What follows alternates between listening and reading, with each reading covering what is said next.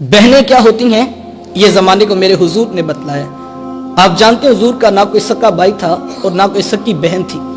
मेरे हुजूर दुर्रे यतीम हैं। सीना सदफ में अकेले परवरिश पाने वाले मोती को दुर्रे यतीम कहा जाता है। हुजूर बतने आमना में अकेले परवरिश पाई है, लेकिन जब रज़ात का शर्फ अता करते हुए मेरे हुजूर हज़रत हलीमा सादिया सलामुल्लाह अलैहा के यहाँ तशरीफ़ ले गए तो उनकी एक बेटी थी जिनका नाम शीमा या शैमा बताया जाता है।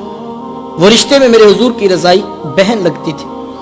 कबीला बनु साद के रवाज के मुताबिक शाम को जब माएँ खाना पकाने लगती तो बहनें अपने भाई गोद में उठाकर बाहर खुले मैदान में आ जाती। हर बहन की गोद में उसका भाई होता और अपने भाई के हुस्न के कसीदे पढ़ रही होती।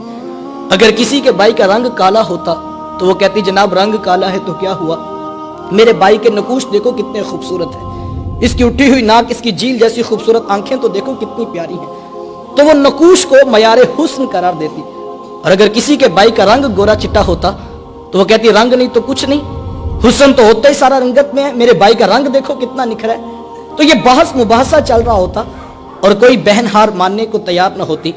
इतने में एक सम से हजरत शीमा अपना वीर मोहम्मद उठा के ले आती।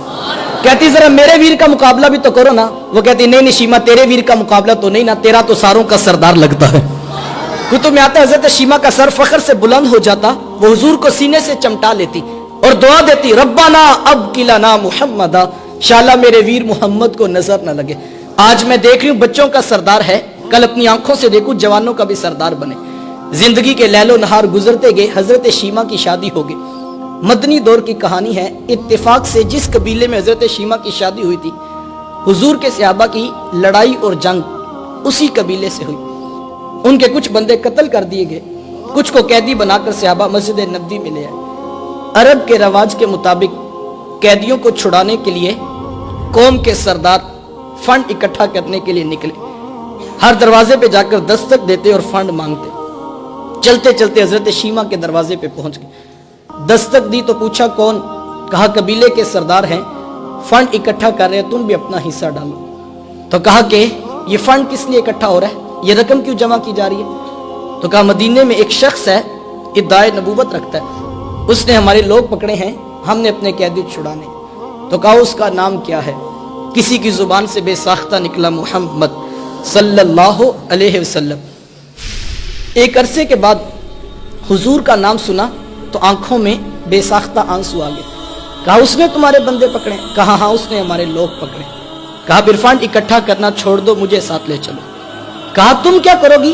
कहा मैं तुम्हारे कैदी छुड़ा के लाऊंगा। कहा तुम उसे जानती हो? कहा हाँ हाँ, तुम्हें नहीं पता, वो मेरा बचपन का वीर लगता है, वो मेरा भाई लगता है, मैं तुम्हारे कैदी छुड़ा के लाऊंगा। हजरत शीमा कबीले के सरदारों को साथ लिया, हुजूर के खैमा नूरी की तरफ सफर शुरू किया।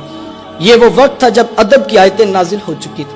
खबरदार मेरे रसूल की आवाज से आवाज भी ऊंची न करना, वरना जिंदगी की सारी कमाई गारत करके रख दूंगा। मेरे महबूब की चौखट पे आना चाहते यूं ही उठ के ना आ जाओ, बल्कि पहले घर जाओ, कोई चीज लो, फिर बाजार में आओ, कोई फकीर तलाश करो, उसको सदका करो, फिर मेरे महबूब की चौखट पे आओ, तुम्हें पता लगे तुम किस अजीम बारगाह में हाजिरी के लिए जा रहे। सहाबा नंगी तलवारों से दरे हबीब पे पहरा दे रहे थे। हजरत शीमा इस ख्याल से कि मैं अपने भाई और वीर को मिलने जा रही हूँ, जब आगे बढ़ना चाहा तो पहरेदारों ने तलवारें सौंप दी। रुक जा देहाती औरत, जानती नहीं आगे कूचा रसूल है, आगे तो बगैर इजाजत के जिब्रील भी नहीं जा सकते, तू कौन है? रिवायत में आता जब रास्ता रोका गया, तलवारें सौंप दी गई तो हजरत शीमा ने यूं हाथ से तलवार को झटक के कहा, खल्लू सबीली वालमू अना उख्तु नबीयिकुम, कहा मेरी राहें छोड़ दो, जानते नहीं मैं तुम्हारे नबी की बाजी और बहन लगती हूं। बस ये आवाज कानों में पड़ना थी, आंखों पर पलकों की चिलमने आ गई, निगाहें नीची कर दी, तलवारें पीछे हटा दी। हजरत शीमा पूरे प्रोटोकॉल से हुजूर के खैमा नूरी में दाखिल हुई। मेरे हुजूर जब बहन को आते देखा, हुजूर उठकर इस्तकबाल किया, मरहबा कहते हो, खुशामदीद पेश करते हो, फरमाया मेरी बहन आज किधर को आना हुआ? अर्ज की हुजूर आपके बंदों ने हमारे कुछ लोग पकड़े हैं, मैं उन कैदियों को छुड़ाने के लिए आई हूं।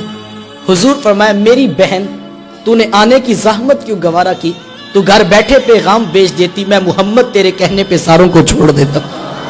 जमाने को अमली तौर पे बताया कि बहन का दरवाजे पे आ जाना कितना मोतबर हुआ करता है। फिर चंद जोड़े, कुछ घोड़े, बहुत सारा साजो सामान जमा किया اور بہن کو رخصت کرنے کے لیے حضور دروازے پہ تشریف فرما ہوئے. صحابہ نگاہیں نیچی کیے حضور کے ادب میں کھڑے تھے. تو حضور میں صحابہ جب بھی قیدی چھوڑا کرتا ہوں پہلے تم سے مشاورت ضرور کیا کرتا ہوں. آج پہلا موقع ہے, قیدی بھی چھوڑ رہا ہوں اور میں نے مشورہ بھی نہیں کیا ہے. عرض کی اے بندہ نواز, آپ مالک کل کائنات ہیں, آپ جو چاہیں کریں. ہم کون ہوتے ہیں درمیان میں مشورہ دینے والے؟ لیکن حضور اتنا تو بتائیے آج کون سی خاص بات تھی کہ آپ نے مشورہ کرنا بھی ضروری نہیں سمجھا ہے؟ سنو بھائیو, اللہ کے رسول نے کیا ارشاد فرمایا. حضور میں صحابہ, آج میرے دروازے پہ میری بہن آ گئی تھی, اور جب بہنیں دروازے پہ آ جائیں اللہ کا رسول انہیں خالی نہیں موڑا کرتا. اچھی بات دوسروں تک پہنچانا صدقہ جاریہ ہے. ویڈیو زیادہ سے زیادہ شیئر کیجیے.